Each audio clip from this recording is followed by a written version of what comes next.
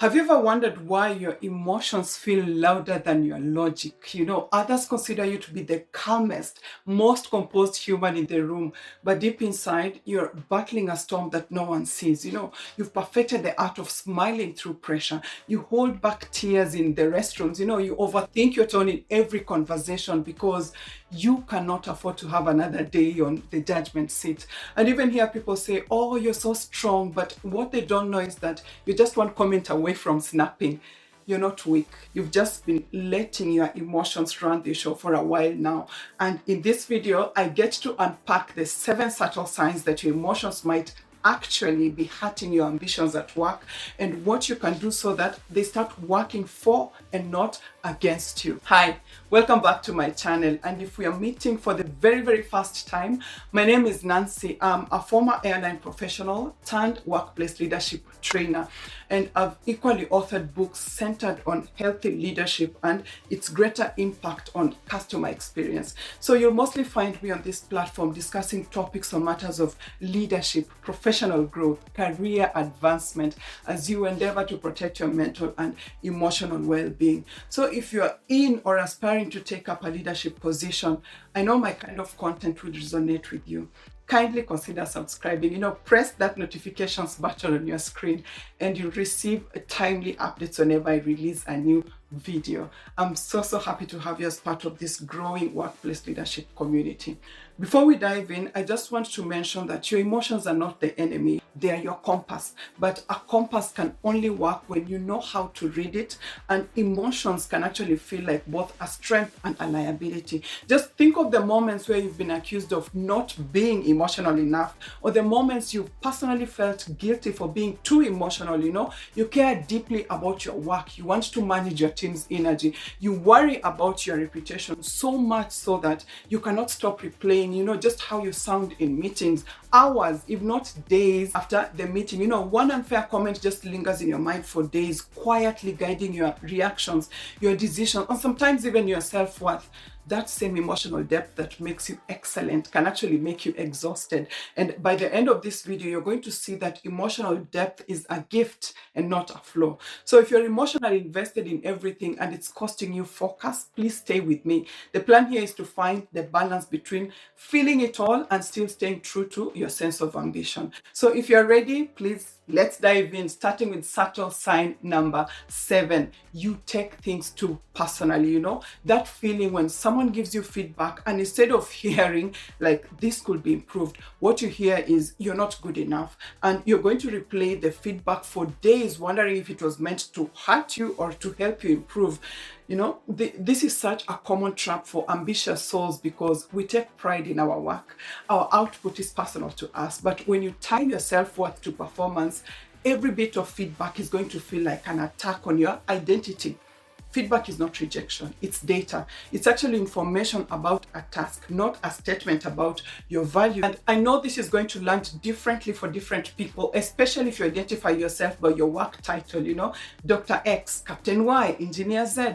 When you care deeply about your work, it's almost impossible to not take it personally because to you, it's not just a job. It speaks to your effort behind the scenes, the late nights that you spend on research, your thought process on how you can stand on your A game consistently, your reputation within and outside of your organization's walls. So when someone criticizes your work, it feels like they are criticizing you. But when you're dealing with well-meaning people, the response is almost always directed to an outcome, not your essence. And when you attach your worth, your self-worth to how people respond to your work, you subconsciously hand them emotional power over you. And that's a very dangerous place to live from, because when praise comes, you're going to feel unstoppable. You feel on top of the world. But when critique comes, it's very easy to crumble, That's emotional volatility, not emotional intelligence. So you want to embrace using feedback as data to get better and not necessarily evidence that you're not enough. When someone gives you feedback, practice this simple mental reframe. Instead of asking what's wrong with me, how couldn't I get A, B, or C right? Ask instead, what's useful for me in this conversation? How can I improve moving forward? And that one shift is going to take that sting out and put you back on the driver's seat. And the plan is to safely separate your identity from performance, and you slowly stop internalizing everything and start interpreting it for personal improvement. Sign number 6, you avoid difficult conversations. If you often find yourself delaying to address issues because life is better without drama, you don't want conflict or emotional tension, please just pull a chair because this is for you. Peter Bromberg said, when we avoid difficult conversations, we trade short-term discomfort for long-term dysfunction. And he was right. You know that there's a conflict. You see it, you feel it, but instead of addressing it, you convince yourself that it's better to stay quiet, tuck it nicely under the carpet, and keep your peace. Why? Because you fear being labeled as too sensitive or too aggressive. Avoiding hard conversations doesn't protect your peace. It actually delays your growth. It's very, very tempting to convince yourself that staying silent is the mature thing to do. It feels like you're choosing professionalism over confrontation. But what actually happens is that every time you avoid a difficult conversation, the issue does not disappear. It actually festers.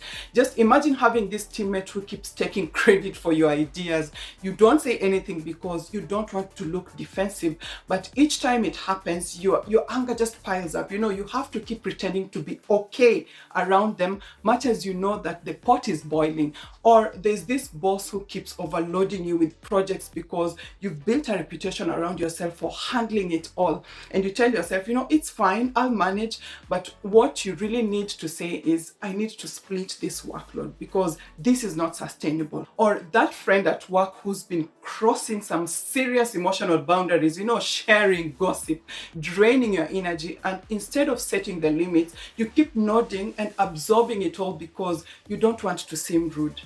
Every avoided conversation is going to cost you something. It could be your energy, it will cost you your focus, your self-respect. So tell yourself, every difficult conversation is a clarity conversation. They're there to create understanding, boundaries, and emotional breathing room. And the peace that you think you're protecting by staying quiet is actually temporary. Speaking up is going to give you a chance at growth out of your comfort zone. So the next time you feel that knot in your stomach, that moment when you know something needs to be said, just take a pause and tell yourself, this discomfort is not danger. It's actually growth knocking at my door. And you have to be brave enough to disturb your peace for a moment in order to build something stronger. And if you still experience friction approaching difficult conversations, try this 3-step framework, where you prepare first, know your facts, then communicate calmly, like you're speaking from impact, not accusation. And then lastly, close with direction, suggest a solution or next step. And the plan here is not to avoid conflict, but to handle it with grace. Sign number 5, you self-sabotage through emotional exhaustion. When it comes to career advancement, rest is not a reward. It's actually a requirement. You find that you're so driven, you're dedicated, you push yourself until you're drained, stretching yourself past your emotional capacity. Your body is going to be the first one to sound the alarm, When small things just start to feel unbearably big, you drop your coffee mug and suddenly you're on the verge of tears. It's not about the coffee. It's more of cumulative emotional fatigue. That moment also, when you show up to meetings, you answer emails, you even socialize, but you're on autopilot. You're functioning, but you're not feeling. That's your nervous system trying to protect you from further overload. You find yourself just craving isolation, but it doesn't feel restful. You start withdrawing, you start ignoring texts, avoiding calls, keeping your camera off in meetings, not because you want solitude, but because people feel heavy. And you get that quiet time, but it doesn't recharge you, You're not resting, you're shutting down. And your body is literally crying out for emotional oxygen. And here you're operating from obligation, not intention. And you find that you're doing things because you should, not because you want to do them, not because you choose to. That constant self-abandonment, saying yes when you mean to say no is one of the clearest signs that you've passed your emotional capacity. And the next thing is you're going to start fantasizing about escape. You'll catch yourself thinking, if I could just quit, if I could just move, disappear for a while. Your emotional system is craving relief, not necessarily from your job, but from the emotional weight that you've been carrying it in, and it's looking for release, not escape. So real strength is not in pushing through emotional depletion. It's actually recognizing when you've hit your limits and giving yourself permission to rest, reset, and realign. exhaustion does not mean that you failed, but it means that your boundaries have. If you've been taking pride in showing up for everybody else except yourself, it's time to reprioritize yourself. And that's the main thing I'd love for you to take away from this video, if not for anything else. Just master your emotional boundaries. I don't just mean setting boundaries with other people, I mean setting boundaries with yourself. Emotional burnout does not start when others demand too much from you. It actually starts when you keep saying yes to things that drain you out of guilt, fear, or even the need to prove your worth. And every time you give your time, your energy, your empathy, just know that you're making an emotional investment. And if you keep investing without replenishing, even the most powerful ambition will still run dry. Emotional boundaries are how you stop the world from dipping into your emotions and energies like it's an open jar. Sign number 4, you seek validation too often. Have you ever found yourself doing so well, crushing presentations, but you still have a few people who you ask, was it okay? Did I sound convincing? Did you like it? It was more than okay. You get good feedback, but you can't fully believe it until someone repeats it. So you find that you're constantly looking for reassurance from your bosses, your colleagues, your peers. This is emotional dependency. And that moment when your confidence is being fueled by external approval and not necessarily internal assurance. Validation from others feels good, but validation from yourself is going to build stability. Just think about it. When your confidence rises and falls based on who praises you or who notices you or who doesn't, you're letting other people hold the remote control to your self-worth. And you're in an environment where feedback, recognition, appreciation are inconsistent. Everyone's busy managing their own chaos. So if your confidence only feels solid when someone else tells you that you're doing great, you're going to live in emotional peaks and emotional crashes. One day you feel on top of the world, the next you are literally questioning everything. But when you learn to validate yourself, to recognize your effort, your growth, your discipline, you build emotional steadiness, and you're going to stop needing applause to know your value. And what's so powerful here is that when your sense of worth comes from within, you're going to start making braver decisions. You're going to start negotiating differently. You're going to start taking up space without waiting for permission, because now your confidence is not borrowed. It's actually built from within. So here's something that you can start practicing, and I've spoken about it in my previous videos. At the end of every week, just write down 3 things that you're proud of. These are your weekly wins. Not what went perfectly, but what brought out your strength positively, your growth, your courage. And here you're building inner validation, one acknowledgement at a time. And what better way to attract respect? The world is not always going to clap for you, but emotional independence is going to ensure that you have the right buffers to sail through the motions. Sign number 3, you overthink every interaction. Overthinking is what happens when you care too much about getting it right. It's your mind's way of preventing rejection or embarrassment. So you want to be seen as competent, respectful, composed, strategic, all at once. So your brain tries to predict every possible outcome to protect you from saying or doing the wrong thing. The only issue here is that in trying to protect you, it can actually paralyze you, because you spend hours replaying what you said in that meeting. For example, you read an email 5 times before pressing send. You analyze someone's tone, someone's emoji in a message, someone's silence, wondering if they were distant because of you. And the more you overanalyze, the less you trust your instincts. Overthinking is not always about logic, it's about control. You're trying to control uncertainty. You want to make sure you don't get blindsided or hurt, but you cannot control everything. And in high pressure environments, there'll be things that you cannot predict, reactions that you cannot manage, and moments that will not go perfectly.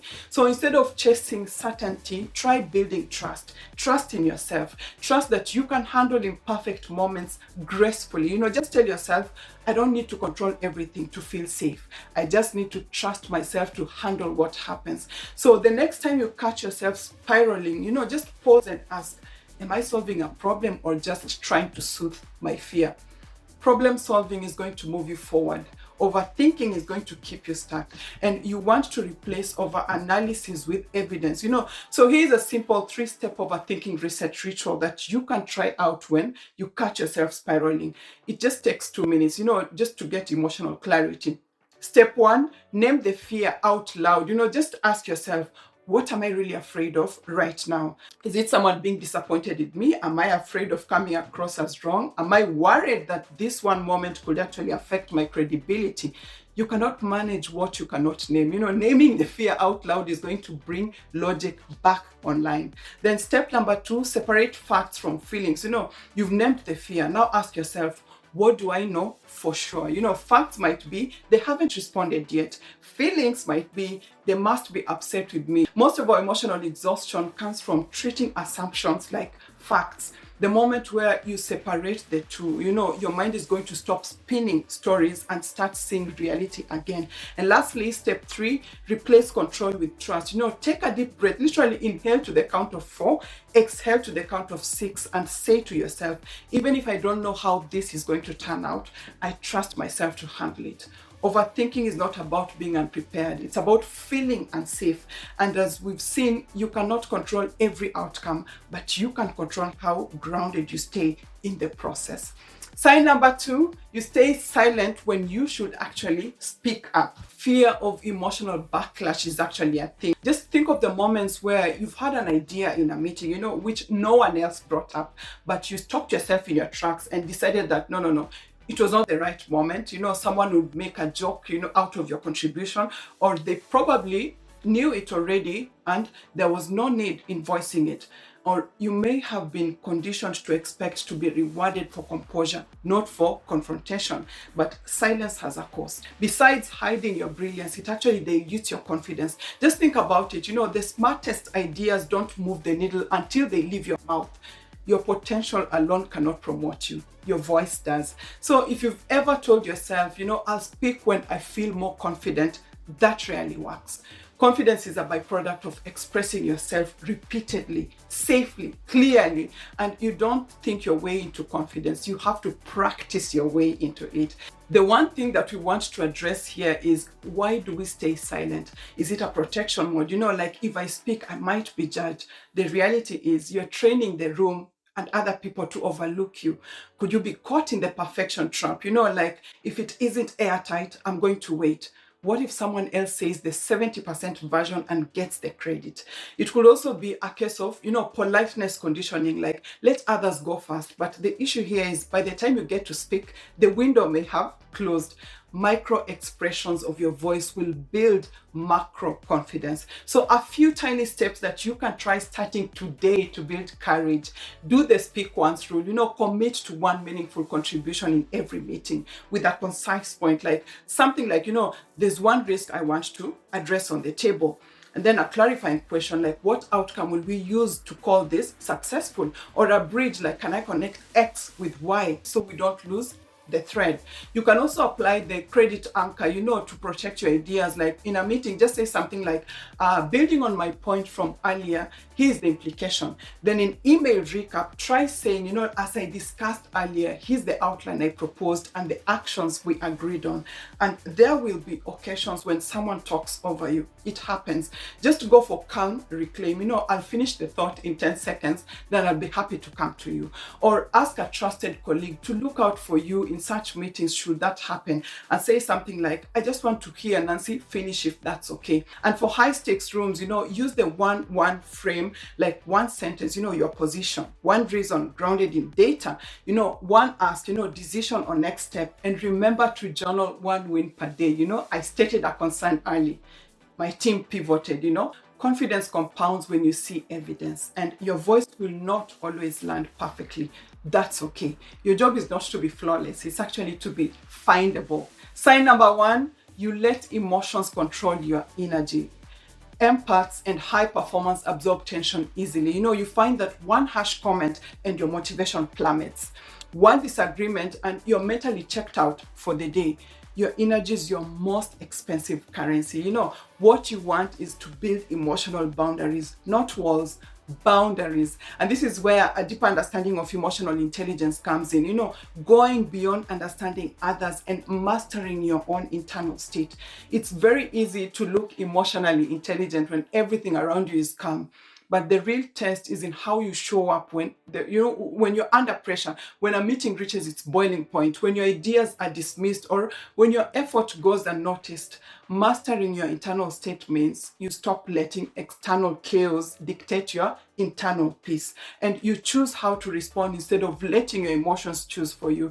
Just as part of self-assessment, ask yourself, am I able to stay grounded while the room gets loud? That's power. Can I pause before reacting? That's strength. And when you can process a trigger without turning it into a spiral, that's emotional intelligence at work. You're giving yourself permission to feel, but not letting those feelings drive your every decision. For instance, just acknowledging that, yes, I'm frustrated right now, instead of pretending that you're fine, everything is okay. And then you choose a response that aligns with what you want to be, not how you temporarily feel. You become the calm in your own storm. So the next time you sense a trigger, just take a step back before reacting. Pause. Ask yourself, is this worth my energy? Then go for something that resets your nervous system, like take a short walk, deep breath for 90 seconds, stretch, or just simply step away from your desk. Protect your energy like it's your most valuable currency, because it is. And now you can see that you don't have to choose between being ambitious and being emotional. The idea here is to learn how to align the two and tune into your leadership age. I hope you received value from this video, and if you did, let me know in the comment section what spoke to you the most, and also feel free to share it with a friend or two who may actually benefit from this kind of content. If you haven't already, please subscribe and press that notifications button on your screen for regular updates on all my videos. And then take a moment to have a look at this video right here on the 7 micro rituals that make you promotion ready. It's going to give you more insight on how to put your emotions in check and lead effortlessly. Thank you so much for your company, and see you on the next one. Bye.